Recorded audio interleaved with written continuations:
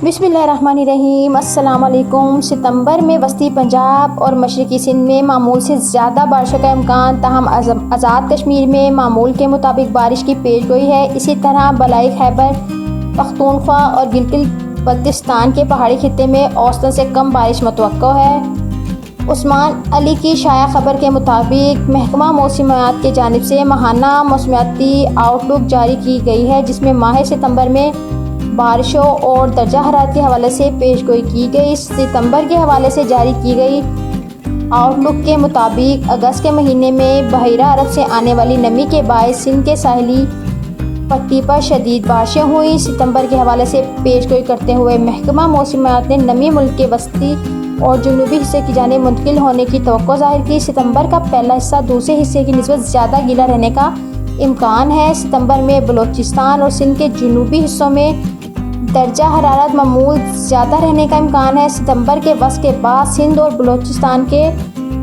रोज़ाना के औसतन दर्जा हरारत में भी इजाफा मुतवक्का है। याद रहे कि अगस्त के महीने में मुल्क भर में मानसून बारिशें हुई थी, जिसकी वजह से सैलाबी सूरत हाल का सामना है। अगर आपको मेरी इन्फॉर्मेटिव वीडियो पसंद आई है तो प्लीज़ लाइक कर दीजिएगा, सब्सक्राइब कर दीजिएगा, ताकि मेरी हर आने वाली वीडियो का नोटिफिकेशन आपको मिलता रहे। Thank you so much. अल्लाह हाफिज़। Bye bye.